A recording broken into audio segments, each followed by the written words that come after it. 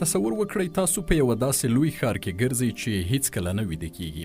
په هره کوڅه کې خلک په ځوابونو پسې منډې وهي، لارښوونه غواړي، نوې پوهه لټوي، خپل شکونه او پوښتنې غواړي له یوه باوري ځایه ځواب کړي. اوس فکر وکړئ چې دا ښار د ټولې نړۍ په اندازه پراخ شي او د نړۍ ټول اوسیدونکي هره ورځ څو ځله خپلې پوښتنې یوازې یوې سرچینې ته راوړي. همدا سرچینه ګوګل ده. هر ورځ د نړۍ له ګوټ ګوټ څخه تر 14 میلیونه زیات لټونونه ګوګل ته سپارل کیږي. دا معنا لري چې هره دقیقه سلګونه زره نوې پوښتنې رامنځته کیږي. که دا شمیر په کلني حساب واړوو له 15 ټریلیونه زیات لټونونه کیږي. خو عجیبه خبره دا ده ګوګل دا ټول خدمتونه لټون، جیمیل، یوټیوب، میپس، ترانسلیټ او سلګونه نور خدمتونه وړیا وړاندې کوي. تاسو هیڅکله د دې لپاره مستقیم پیسې نه ورکوئ. نو بیا څنګه کېدای شي چې ګوګل د نړۍ له تر ټولو شتمنو او ځواکمنو شرکتونو څخه وي؟ د همدې پوښتنې په ځواب پسې مې ګڼې سرچینې لټولې دي. خو وړاندې تر دې چې د دې پوښتنې ځواب ترلاسه کړو، که زموږ یوټیوب چینل ته نوي یاست نو زموږ یوټیوب چینل سبسکرایب کړئ، ویډیو لایک کړئ او په کمنټ کې خپل نظرونه هم راسره شریک کړئ.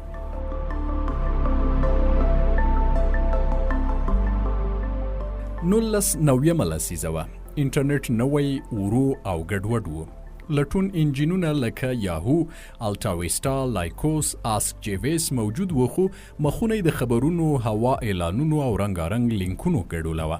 که به دې سپیس شټل ولټاوه، ډیر امکان یې درلود چې د سفر د ټکټونو اعلانونه ووینئ.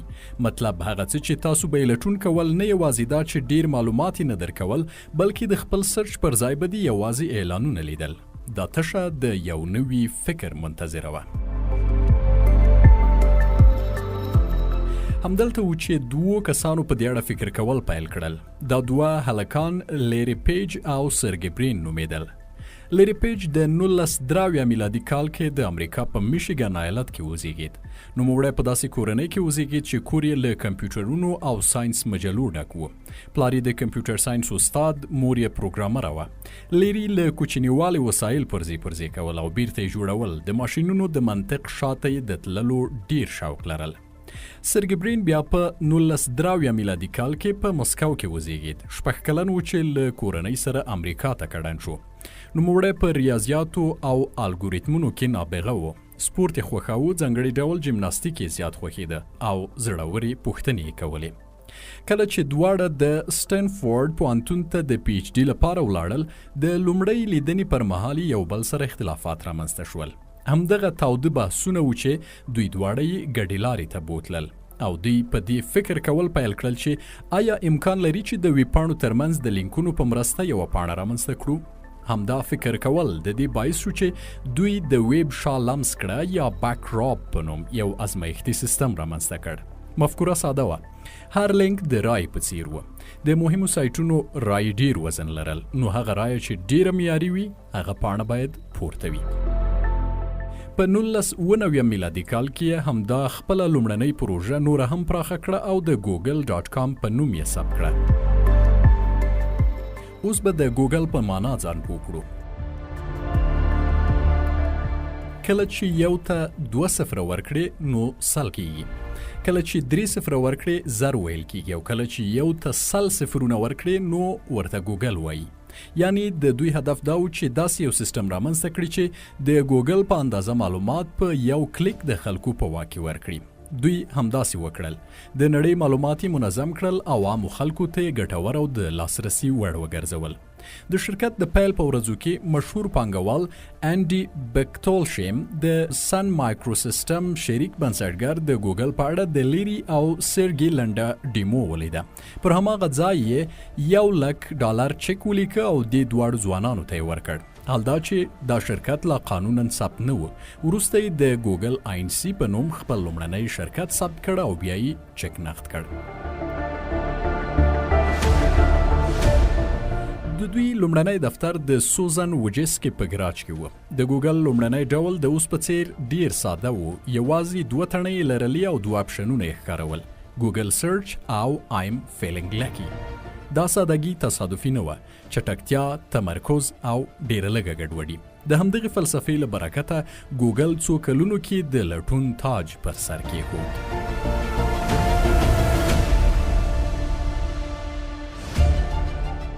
ګوګل تر دې وروسته د سرمایه‌دارۍ پر لور چټک ګامونه پورته کړل. همدلته و چې دوی پر دې کار پیل کړ چې څنګه وکولای شي تر څو خلکو ته ډیر شمیر خدمات په همدې یوه پاڼه کې مهیا کړي تر څو له پاڼې د باندې ونوځي.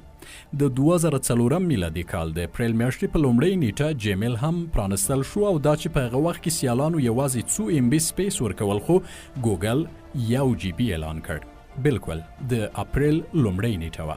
خلکو ټوکه ګڼله خو د دعوتنامو سیستم یې داسې ګرم شو چې د جیمیل انوایټونه حتی په eBay کې خرڅېدل. بیا یې 2015 میلادي کال کې ګوګل میپ یا ګوګل نقشه هم ډیزاین او لانچ کړه. ګوګل د نقشې لپاره څو ټیمونه او شرکتونه یوځای کړل لکه د سټلایټ انځورونو شرکت یا کیهول او سټریټ ویو چې د کوڅو له کیمرو یې پیل وکړه. وروسته یې په پراخه کچه د ټولې نړۍ نقشه هم ګوګل ته ور اضافه کړه چې اوس پکې د رستورانټونو د ادرسونو ترڅنګ د رستورانټونو ټول مشخصات هم کولی شئ وګورئ او دغه راز ګوګل اوس کولی شي د ټرافیک حالت او عامه ترانسپورت یوځای ښکاره کړي.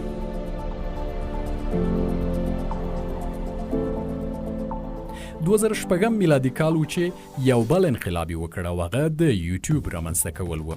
ګوګل یوټیوب کې هم ډېرې پیسې ولګولې. لومړیو کلونو کې یې عاید کم و خو د اعلانونو یا سکیپبل اډز ټروویو او کانټنټ آیډي سیستم سره یې سوداګري غوښنه شوه. په 2008 میلادي کال کې یې ګوګل کروم براوزر هم بازار ته وړاندې کړ. لنډه موده کې فایرفاکس او انټرنیټ ایکسپلورر ته دروند سرخوږی جوړ کړ. بیا د انلاین ترجمې لپاره ترانسلیټ، فوټوز، ډرایو، کروم OS هم پرانستل. لکه څنګه چې وایي هر غشی هدف نه ولي نو د دوی ټول غشي هم هدف ته نه دي رسیدلی. مطلب دا چې ګوګل ناکامي هم تجربه کړې ده. دوی په 2019 میلادي کال کې ګوګل پلاس جوړ کړ. هدف یې فیسبوک سیالي وه خو دا چې د فیسبوک په اندازه کارول خوندي او په زړه پورې نه و نو یې کاروونکي جذب نه کړل چې وروسته د خلکو د کمې ښکیلتیا له امله یې ګټه ونه کړه او بنده شوه. بیا یې ګوګل ګلاس یا ګوګل عینکې هم جوړې کړې خو دا چې ګرانه وي او کاروونکو ته یې څنګه چې لازمه وه په اړه ښه پوهاوی ورنه کړل شو نو دا پروژه هم ناکامه شوه. وروسته یې نورې ډېرې پروژې هم ناکامې شوې لکه ویو، باز، انباکس او ریډر. ویو د ایمیل پلاس چټ ترکیب دومره پیچلی و چې خلک یې ګنګس کړل نو ناکام شو. باز ژر پیل وکړ خو ژر پای ته ورسید.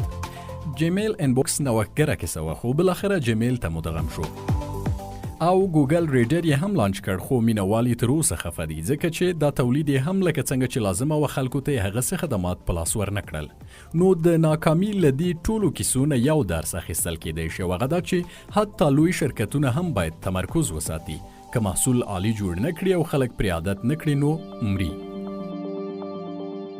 اوس راځو دې ته چې ګوګل څنګه پیسې ګټي. ګوګل تر ټولو لوړه برخه ګټه له اعلاناتو څخه لاسته راوړي. ګوګل اډز او اډسنس. کله چې ته یو څه په ګوګل کې لټوې لومړی چې د اډ په نښه شوي لینکونه ښکاري دا هغه شرکتونه دي چې ګوګل ته پیسې ورکوي. همداشان د یوټیوب ویډیوګانې او ویب سایټونه چې د اډسنس کاروي د اعلانونو له لارې ګوګل ته عاید ورځي. د ګوګل د ټول عاید 80% څخه زیات یوازې له اعلانونو څخه راځي. بل له یوټیوب نه کله چې ته ویډیو ګورې د مخکې یا منځ کې اعلان ښکاري. دا اعلانونه د پیسو په بدل کې ښودل کیږي. یوټیوب پریمیم هم عاید ورکوي چې خلک پیسې ورکوي ترڅو اعلان ونه ویني. ګوګل د کلاود سټوریج یا هاستینګ AI او د شرکتونو لپاره سافټویر نه پلوري. دې برخې په وروستیو کلونو کې ډیره وده کړې ده. ګوګل پلی سټور اپلیکیشنونه، لوبي، کتابونه او فلمونه چې د پلی سټور له لارې پلورل کیږي ګوګل یې کمیشن اخلي. پکسل موبایلونه، کرومبوک، سمارټ هوم پروډکټ، نست او نور وسایل دا د عاید کوچنۍ برخه جوړوي. او نورې سرچینې لکه ګوګل میپس دا شرکتونه د نقشو کارولو لپاره پیسې ورکوي. انډراید OS د موبایل شرکتونه بیا د ګوګل خدماتو لپاره امتیاز ورکوي. AI پروډکټس لکه چټ GPT، جیمینی هم ګوګل ته پیسې ورکوي ترڅو یې خلکو ته ورښکاره کړي. نتیجتاً ګوګل تر ټولو ډیرې پیسې د اعلانونو له لارې ګټي. ایډز پلس یوټیوب، وروسته یې دویمه لویه برخه کلاود سرویسز ده او نور یې د پلی سټور او هارډویر له لارې لاسته راوړي. اوس به ډیر حیران شئ او هغه ځکه چې په دې به پوه شئ چې د ګوګل کلني عاید او خالصه ګټه یې څو ده. په 2024 میلادي کال کې د ګوګل کلني عاید 350.02 بلیون ډالرو ته رسیدل چې دا د 2023 په پرتله شاوخوا 14.9% زیاتوالی ښیي. د تیر 12 میاشتو یعنی د 2024 زیږدیز کال د جون میاشتې له 10 بیا د 2025 زیږدیز کال د جون تر 10 پورې ټولیز عاید 301.4 میلیارد ډالر دی چې 14% کلنی پرمختګ ښیي. له دې څخه د ګوګل خالصه ګټه شاوخوا 215 میلیارد ډالر کیږي او د ګوګل ټوله سرمایه تر اوسه پورې 2.4 ټریلیون ډالر ښودل شوې ده. دا چې لیری پیج او سرګی برین یوازې شاوخوا 6.1 د ونډو مالکیت لري، خو دوی د سوپرویټینګ ونډو له لارې د ټولې رای ورکولو ځواک کې تر 50% څخه زیات واک لري. یعنی په عمل کې د ستراتیژیکو پریکړو لکه مدیریت، جوړښت او اوږدمهاله لیدلوري په اړه پریکړې د دوی په لاس کې دي، خو اصلي اجرایي مشر یې سندر پیچای دی. د یې ورځنۍ عملیاتي چارې پر مخ وړي.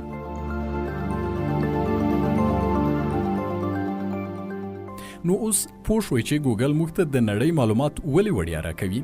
هو، ګوګل په هر وخت، هر ځای او هر ژبه د نړۍ معلومات خلکو ته په وړیا توګه په واک کې ورکوي، خو له نړیوال بازار څخه زموږ د پاملرنې او ډېرې ښکېلتیا په بدل کې په میلیاردونو ډالر ګټه ترلاسه کوي.